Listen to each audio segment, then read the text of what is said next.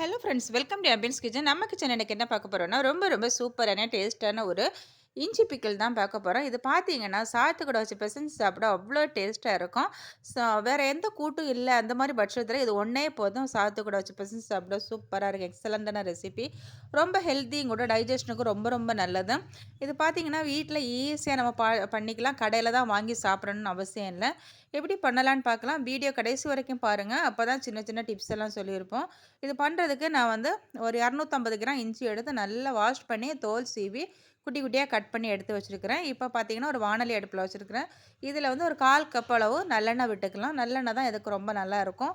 இப்போ நல்லெண்ணெய் நல்லா காஞ்சதுக்கு அப்புறமா இந்த கட் பண்ணி வச்ச இஞ்சியை சேர்த்துக்கலாம்.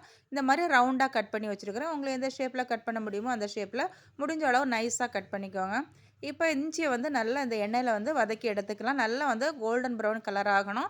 நல்லா மொறு மொறுன்னு இஞ்சி ஆகணும். அது வரைக்கும் இதை வந்து தீயை வந்து ஃபஸ்ட்டு ஹை ஃப்ளேமில் வச்சுக்கலாம். ஒரு பாதி ரெடி ஆனதுக்கு அப்புறமா வந்து தீயை வந்து சிம்மில் வச்சுக்கலாம். இப்போ பார்த்தீங்கன்னா ரெடி ஆயிடுச்சு. நல்லா மொறு மொறு மொறுன்னு நல்லா கோல்டன் ப்ரௌன் கலரில் நல்லா சூப்பராக நம்ம இஞ்சி வந்து ரெடி ஆயிடுச்சு. இதை வந்து மிக்ஸி ஜாரில் மாற்றி பவுட்ரு பண்ணிட்டு வந்துடலாம். இப்போ ஒரு பக்கம் இருக்கட்டும். இப்போ அதே எண்ணெயில் வந்து பார்த்தீங்கன்னா நான் பாதி எண்ணெய் எடுத்து மாற்றிருக்கிறேன். இந்த பாதி எண்ணெயில் ஒரு 2 டேபிள் ஸ்பூன் எண்ணெயில் வந்து கடுகு சேர்த்துக்கலாம். 1/4 டீஸ்பூன் அளவு கடுகு, அப்புறம் வந்து காஞ்ச மிளகாய் ஒரு 2 சேர்த்துக்கலாம். கடுகு வெடிச்சதுக்கு அப்புறமா கருவேப்பிலை சேர்த்துக்கலாம். இப்போ நம்ம பவுடர் பண்ணி வச்ச இந்த இஞ்சியை சேர்த்துக்கலாம். சேர்த்து நல்லா இதை வதக்கி விட்டுக்கலாம். ஓகே. இப்போ பார்த்தீங்கன்னா இது கூடவே நம்ம கொஞ்சம் மசாலா சேர்த்துக்கலாம். மஞ்சள் தூள் 1/4 டீஸ்பூன் அளவுக்கு மஞ்சள் தூள் சேர்த்துக்கலாம். அப்புறமா மிளகாய் தூள் காஷ்மீரி ரெட் சில்லி பவுடர் தான் நான் சேர்த்துருக்கிறேன். இது காரம் அதிகம் இருக்காது. ஸோ அதனால் 1 டேபிள் ஸ்பூன் அளவுக்கு சேர்த்துருக்கிறேன். நீங்கள் சாதா மிளகாய் தூள்னா 2 டீஸ்பூன் சேர்த்தா போதும். ஏன்னா இஞ்சியிலே நல்ல காரம் இருக்கும். ஸோ அதனால் பார்த்து சேர்த்துக்கோங்க. இப்போ பார்த்தீங்கன்னா மல்லித்தூள் 1 டேபிள் ஸ்பூன் அளவுக்கு சேர்த்துக்கலாம். அப்புறம் பார்த்தீங்கன்னா இது கூடவே வந்து பெருங்காயத்தூள் ஒரு 1/4 டீஸ்பூன் சேர்த்துக்கலாம். அப்புறம் வெந்தயத்தூள் 1/4 டீஸ்பூன் சேர்த்துக்கலாம். வெந்தயத்தூள் கம்மியாக சேர்த்தா போதும். 1/4 டீஸ்பூன் சேர்த்தா போதும். ஓகே. சேர்த்து நல்லா இதை கலந்துக்கலாம். தீயை வந்து ரொம்ப ரொம்ப கம்மி பண்ணி வச்சுக்கணும் மசாலா சேர்க்கும்போது. இப்போ வந்து லைட்டாக ஒரு 30 செகண்ட்ஸுக்கு இதை வதக்கிக்கலாம். இந்த மசாலாவோட பச்சை வாடை எல்லாம் போகட்டும். ஓகே. இப்போ மசாலாவோட பச்சை வாடை எல்லாம் போயிடுச்சு. இப்போ நம்ம புளி தண்ணி சேர்த்துக்கலாம். ஒரு சின்ன எலுமிச்சை அளவு புளி எடுத்து அதை நல்லா தண்ணியில் கரைச்சி வச்சுருந்தேன். இப்போ அதை சேர்த்துக்கலாம். சேர்த்து நல்லா இதை கலந்து விட்டுக்கலாம். இப்போ உப்பு சேர்த்துக்கலாம். ஒரு 2 டீஸ்பூன் அளவுக்கு உப்பு சேர்த்துக்கலாம். கடைசியில் தேவைப்பட்டால் உப்பு சேர்த்துக்கலாம். இப்போ 2 டீஸ்பூன் சேர்த்து நல்லா மிக்ஸ் பண்ணிக்கலாம். ஓகே. இப்போ வந்து நாட்டு சர்க்கரை சேர்த்துருக்கிறேன் நான் 1 டீஸ்பூன் அளவுக்கு.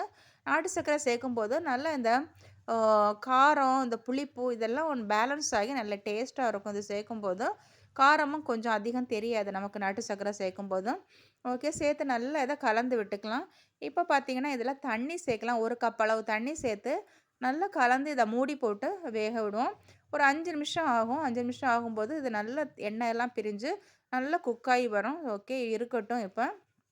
இப்போ பார்த்தீங்கன்னா 5 நிமிஷம் ஆயிட்டு ரொம்ப ரொம்ப சூப்பரா டேஸ்ட்டா நம்ம இஞ்சி பிக்கிள் இப்போ ரெடி ஆயிடுச்சு.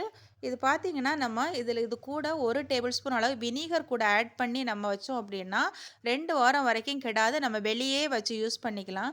பட் நான் இப்போ வினிகர் சேர்க்கல. நீங்கள் தேவைப்பட்டால் நீங்கள் வெளியே வச்சு நான் வந்து இதை ஃப்ரிட்ஜில் வச்சுருவேன். ஸோ அதனால் நான் வந்து வினிகர் சேர்க்கல. நீங்கள் வந்து வெளியே வச்சு யூஸ் பண்ணுறதா இருந்தால் இல்லை உங்கள் லாங் டேஸ் வரணும் அப்படின்னு நினச்சிங்கன்னா 1 டேபிள் ஸ்பூன் அளவுக்கு வினிகர் இந்த ஸ்டேஜில் நீங்கள் சேர்த்து இந்த ஸ்டவ் ஆஃப் பண்ணிக்கலாம். ஓகே. ரொம்ப ரொம்ப சூப்பரான டேஸ்ட்டான இஞ்சி பிக்கிள் ரெடி ஆயிடுச்சு. சாத்து கூட வச்சு பெசஞ்சு சாப்பிட அவ்வளோ அருமையாக இருக்கும்.